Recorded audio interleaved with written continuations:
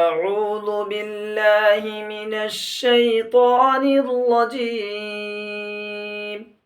میں اللہ کی پناہ چاہتا ہوں شیطان مردود سے۔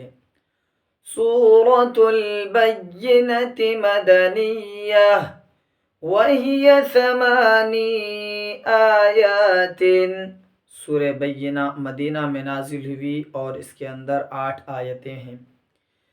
بسم اللہ الرحمن الرحیم، شروع کرتا ہوں میں اس اللہ کے نام سے جو بے حد مہربان اور نہایت ہی رحم کرنے والے ہیں۔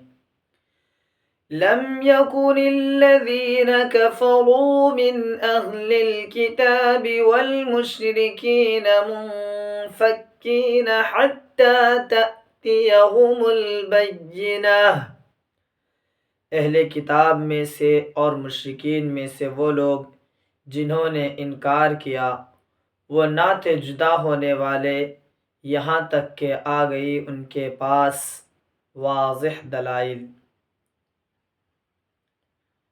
رسول من اللہ یتلو صحفا مطہرہ، یعنی عظیم رسول جو پڑھتے تھے ان کے سامنے پاکیزہ صورتیں، فیہا کتب قیمہ، جن صورتوں کے اندر قیمتی مضامین ہیں۔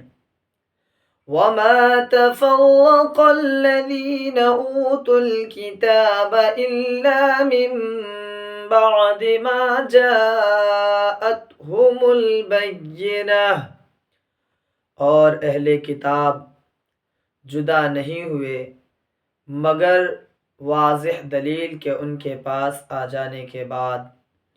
وما امروا الا لیعبدوا اللہ مخلصین لہ الدین حنفاء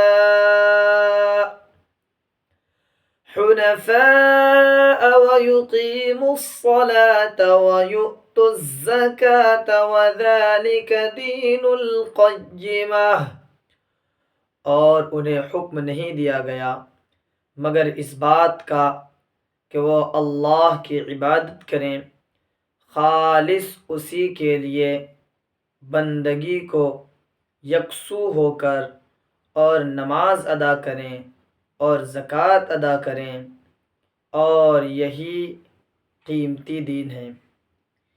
ان الذین کفروا من اہل الکتاب والمشرکین فی نار جہنم خالدین فیہا، بلا شبہ اہل کتاب اور مشرکین میں سے جنہوں نے انکار کیا وہ جہنم کی بھٹی میں ہیں جس میں وہ ہمیشہ ہمیش رہنے والے ہیں۔ اولئک هم شر البریہ، یہی لوگ بدترین خلائق ہیں۔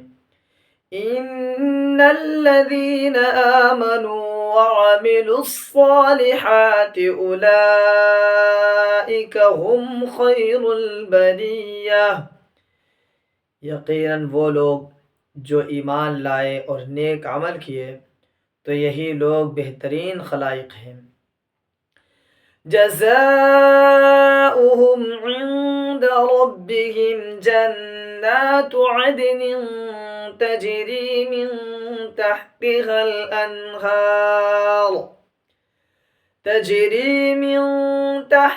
الانہار خالدین فیہا ابدا، ان کا بدلہ ایسے ہمیشگی کے باغات ہیں جن کے نیچے سے نہریں بہتی ہیں جن میں وہ ہمیشہ ہمیش سدا رہیں گے۔ رضی اللہ عنہم ورضوا عنہ، اللہ ان سے راضی ہو گئے اور یہ لوگ اللہ سے راضی ہو گئے۔